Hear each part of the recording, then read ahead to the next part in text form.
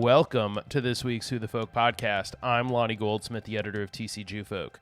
This week I talked to my new coworker, Galit Breen, Jewfolk's development and operations manager.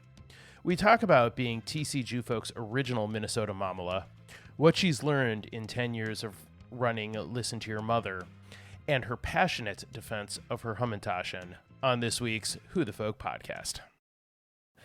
Galit Breen, welcome to the Who the Folk podcast. Thank you for joining me. Thank you. So happy to be here. So you are my new coworker. Yes, it's so exciting. This is very exciting. You are Jewfolk's new operations and development manager. Yes. And so this is sort of your return to Jewfolk, which I'll get to in a sec. But tell me about when you first saw the role posted. I know you had reached out to our executive director, Libby Parker. What was it about the posting? Was it the wording, the opportunity here that sort of jumped out to you to be like, yeah, this is what I want to do? So I think like with all things in my life, it all comes down to the stories and how it all pulls together because you know that my start was with Jewfolks when I saw it posted and the chance to come back home, so to speak, after 10 years of experience kind of doing the things that were in the posting so I could give back a little bit to who helped me start out. It was kind of beautiful to me. So, all right, well, you mentioned we both have mentioned the start of Jewfolk and sort of the return back. Yeah. How did you first get connected with Jewfolk? Way back when we first started as a nascent little blog. Yeah, I was the original Minnesota mamala. So Leora Maccabee and Emily Cornell are who hired me, and they were looking for a mom blogger to kind of round out their writers, and that was before they were moms. And so they were asking around to people they knew, and people kept telling them, "Oh, he's shocked to Galit. She really likes being a mom." And I was like, and that's kind of what they told me too. And I was like, yeah, I mean, I do. I don't know what you mean by that, but I do like being a mom. Do you still like being a mom? I mean, your kids are much older now, 10, 12 years older now than when you started. I do. It is a different world now. Yeah, we have kids roughly the same age. We do. So yeah, it's we do. Yeah, it's solidarity in the pain. Totally. Enjoy. Yes. Enjoy. But yes, it's a very different experience. It is. So were you sort of doing the mommy blogging thing on your own site before you started working for Jewfolk? No, Jewfolk was my very, very first chance at it. Wow. And Leora, and so we talked about that, and I'm like, what do I even write about? Because I mean, I'd read mom blogs, obviously, that was kind of the thing then. Yeah. And she's like, just give it a try. Like, just do what you can, to give it a try. And so my very first article was called "You Birth Them, You Name Them," and so it's just kind of about how I picked my kids' names, like there, and I still love that piece to this day. But she was like, yeah, I like it, keep going. And so I just kept writing for them first before I ever went on my own or started freelancing or anything. Wow. I know, the very first. Yeah. So did you have a writing background? No, but I was a teacher, and again, that comes down to stories too, right? Like getting to know the kids and their stories and where they're coming from and meeting them there and teaching them things. That's kind of what blogging is too, right? Right. So, and it's so funny because certainly I know I'm of an age where you say, the term mommy blogger, right. like, that's sort of a very specific window into like early aughts, yes. Or late aughts, early 2010s sort of absolutely period of time in the internet, right? Absolutely. That's like a specific genre and a specific time window there. And I think we all thought we invented it. Like we all thought we were the very, like we were all the very first ones to think of this, writing our stories online. And now look at everybody. That's right.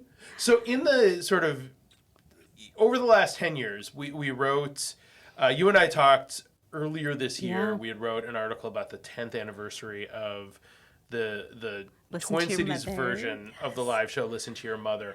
How did you, for those, again, this is sort of where the written word, you got to cut at some point. So I'm not sure I went as in depth. I know we had a really fun conversation and I ended up leaving a lot on the cutting room floor there. So I guess, how did you sort of fall into that opportunity, and how do you think that your 10 years doing that sort of sets you up for coming back to JUFO? Oh, that's a great question. So I loved our conversation too, and I actually loved your article. I know you had to cut a lot, but it was really in depth. So anyone who hasn't read it yet should really go read it. It was I very, appreciate very good. that. I loved it. But so Listen to Your Mother started in Madison, Wisconsin, with Ann Imig, and she opened it up for people to apply for it a couple years later. And there were 4 of us in the cities who applied for it, and she told us we could meet and see if we could work together, and if we could have it, and if we couldn't, we couldn't. And so we did. We met at Cafe Latte. We shared one piece of lemon meringue pie, and we thought we could do this. And then here we are, like 10 years later. So it's kind of amazing, like to think about stories starting over lemon meringue pie and kind of a forced coming together.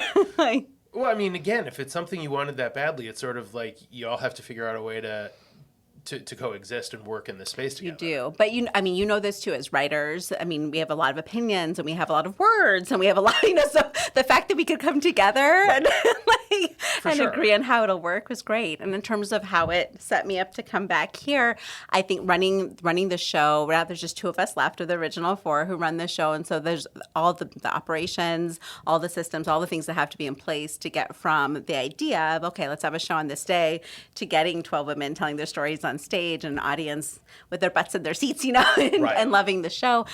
All the steps in between. And that's the part that I love and that I'm good at. I love color coding things. I love seeing the 10 steps. I love telling people what to do. I love all that. You're a spreadsheet person, right? I am. Well, I like very color coded, pretty, nice, easy to read, easy to follow.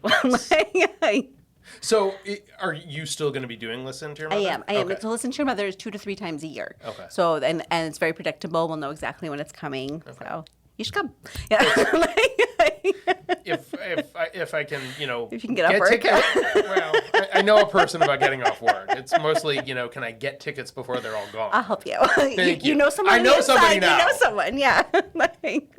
I know somebody now. That's very helpful.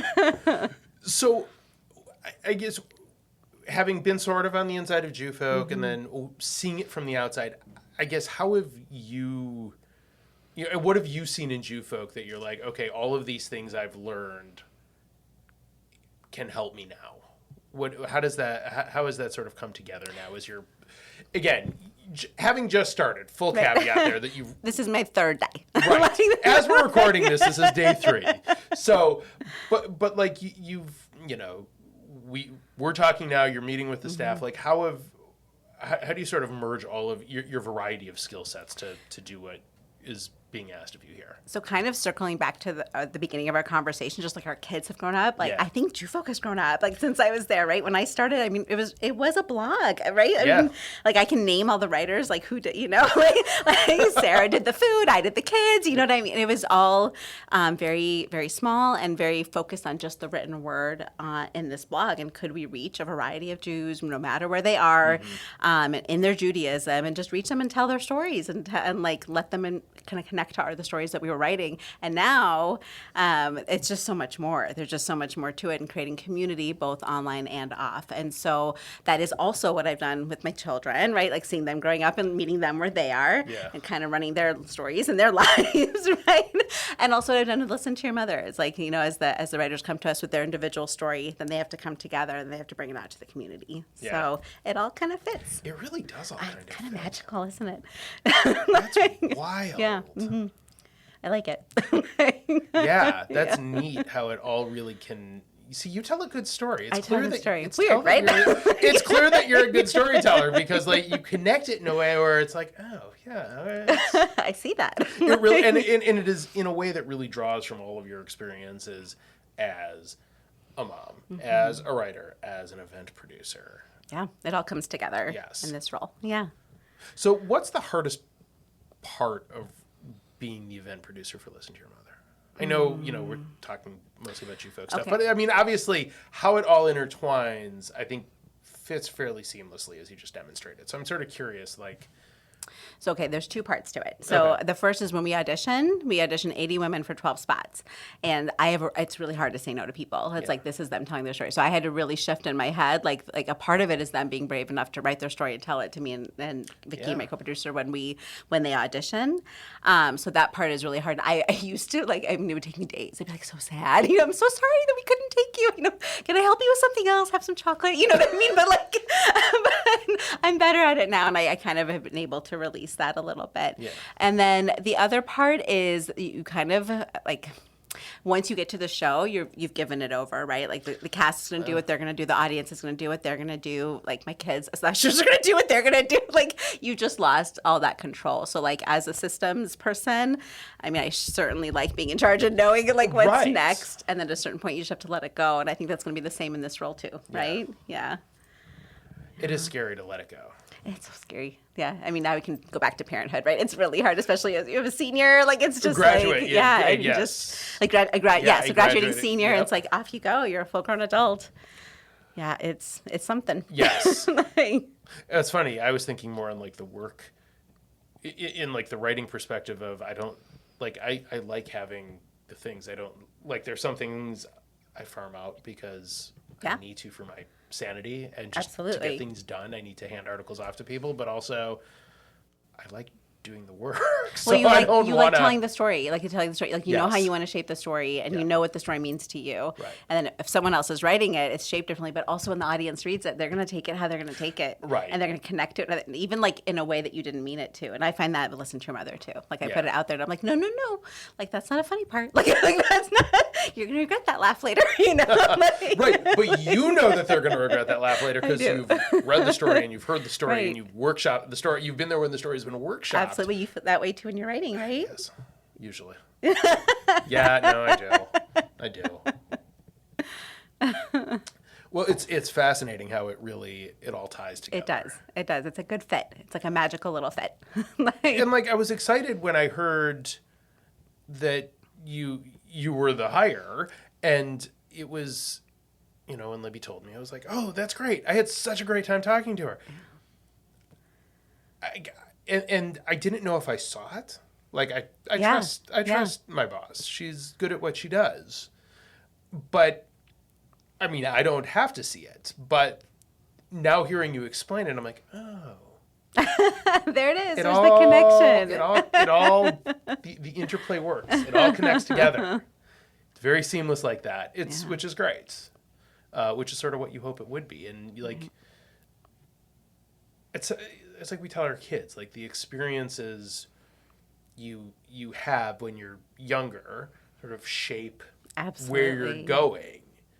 And it's fun that as that works for us even as adults as 100%. We get older and transition from one adult job to another. I always tell our kids life is a series of choices, and you don't need to regret. It's there's the choice, and then here's where you are. And so go for it. There you are now, and then there's the next choice. Right. And hindsight is tough when you're a kid.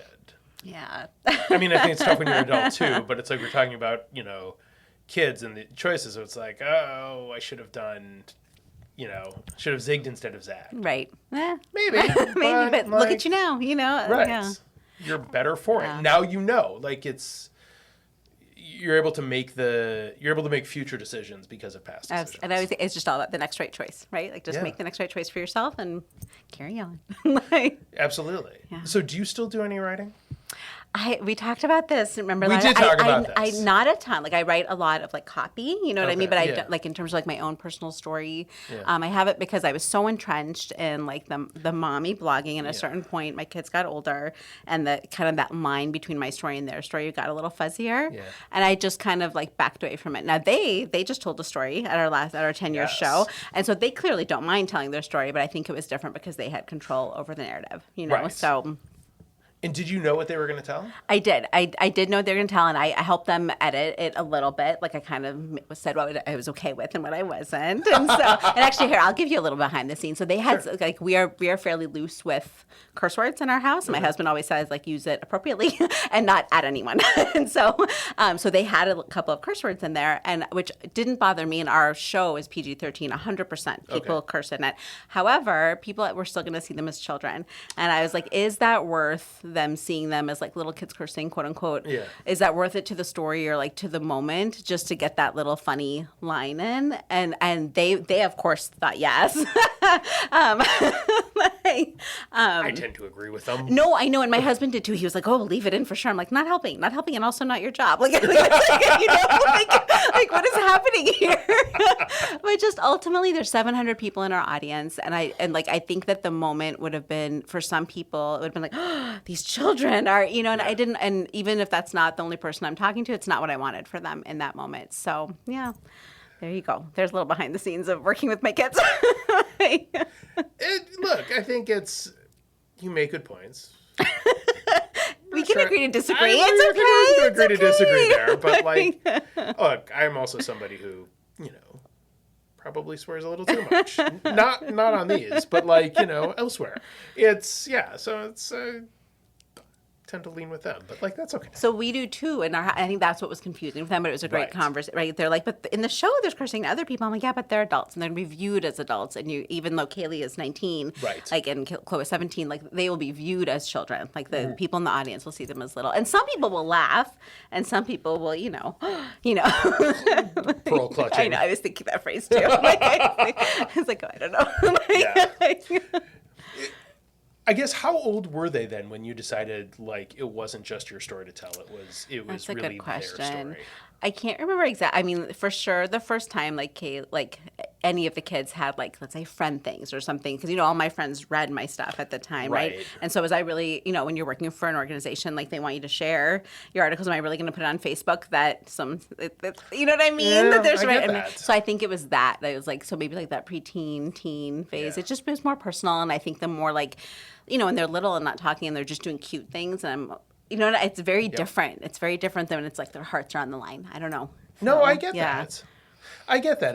And I mean, and I think we as parents in our house, like, I think we started being a little more judicious about like what cute pictures of them we were putting on Facebook, for example. Like, we think they're cute. Are they going to look back and, hate it? Right. And hate us for it?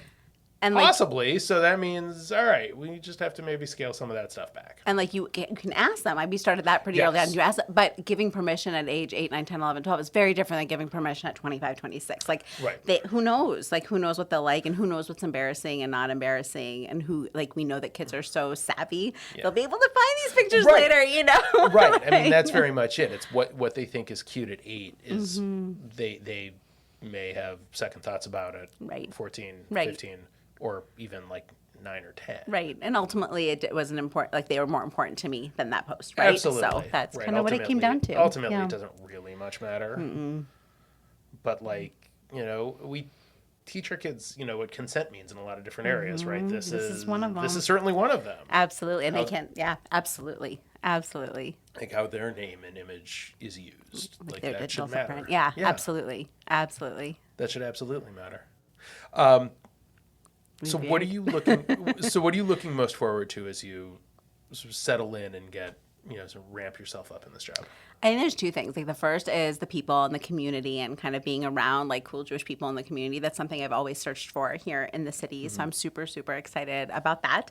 And then I'm really excited to give back to like the place that kind of started me off. And so I love that you guys are doing so much more, that we're doing so much more. And I'm excited to be a part of that and kind of be able to help the systems along and make that more productive and efficient and choppy. And I mean, like, and it is we. It's not just you. It's we. Yeah, absolutely. It is a team effort now.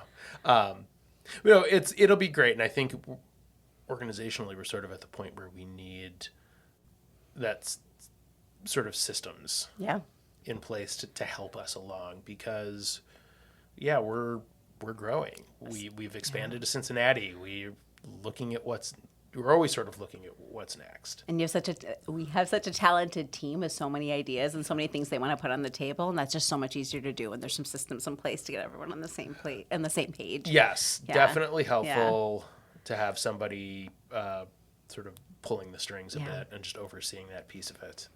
It sort of frees everybody up to do what they're really good at. And not even overseeing it, but just like, oh, you want to get here? Here's the 5 steps. Can I do the first 3 for you? And then you know what I mean? Just like kind of get you there so you can kind of do your thing. You know? I think 'cause we all have ideas. And so many ideas and excellent ideas. Sometimes excellent ideas. No, so good. So good. So good. Can't even do self-deprecating. Taking that. No, but it's, we have the ideas, but it's like, well, damn, how do we get from, step 1 to step, 10? Well, how and who has time? How and who has time? How do we have time and like doing it in an efficient manner? That maybe it doesn't take 10 steps. Maybe we could do it in like 4. Right. And also, I think this is a big one. What can you let go of to get to where you need to go? And that's tough. That's tough to do. So sometimes it's easier to have someone be like, you could let that go. Like that's it. Like just like here's 1, 2, 3. There's like move on to 2. Like. Yes, it would be. Yeah, it's going to be helpful because it's so easy to get lost, bogged down, especially if it's your passion project, right? So I'm seeing like a talented team of people who have so many ideas that they're super passionate about, and so when it's your passion, then you're like, oh, but step 5 is not that interesting, or I don't want to do step 1 through 4. I want to go to step 5, and then I can kind of help. Kind of get there, so those ideas can move from your brain, move from the group chat to and as you've seen already, it is a lively group chat. It is a lively group chat. For better or worse. For fun. For fun, certainly. There you go. Sometimes for productivity. Mostly for fun, though. Well, Galit, last couple questions, and we will let you get back to your learning of all things Jew folk. First, what is your favorite Jewish holiday? Oh, that's such a good question. I love Rosh just because our family goes apple picking and we make honey cake together. We have such a strong family tradition around doing Tashlik, Yom Kippur, and everything. So I love fall. So I do love Rosh, but I almost don't want to give it away. They're all so good. So having been a kindergarten teacher, I love all the holidays. Yes. But Rosh is probably it. And what is your favorite Jewish food? Oh, that's a good one too. What do I love? Barakas. I love matzo ball soup. I love making hamantashen because we use my mom's recipe. Oh, okay. And she makes it just she makes it really thin, the dough really thin, which everyone does that. Oh, that's different, but it's all my kids have ever known. So they've gotten the really thick ones. They're like, what's happening? This doesn't taste right. But I do love that. And I love kind of everything else spread out on the counter. So, yeah. What's your favorite hamantashen filling? That's a good question, but it's almond, and I have no other words besides just almond. Oh, have you not had it? No. Oh, I'm so sad for almond, you. Paste. Paste. Oh, interesting. What's yours? There's no other good answer. Well, okay, we do some. I don't think they're exotic. I think some people think lemon curd. I like lemon. We do the Trader Joe's cookie butter. I like cookie butter. Although I didn't like it in our hamantashen. Really? Interesting. I didn't like how it cooked. It's the right kind. It depends on your dough recipe, I think. Maybe. Helps. Not necessarily how it cooks, how it interacts with the dough itself. Yeah. Those are my 2 personal favorites. How about this? Next year, you make your... as a team, we can all make our favorites. There we go. And then we can come back to this we'll do when I win with all 3 days and she's already talking smack. You're going to fit right in. I'm glad to hear it. Galit Breen, thank you so much for joining me. It was a pleasure to talk with you again, and welcome to the Jew Folk team. We are thrilled to have you on board. Thank you so much. The Who the Folk podcast is part of the Jew Folk Podcast Network, a product of Jew Folk Inc. Please subscribe, rate, and review the show wherever you get your podcasts.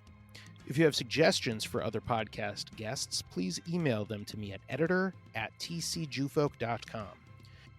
For our other shows, check out tcjewfolk.com/podcast.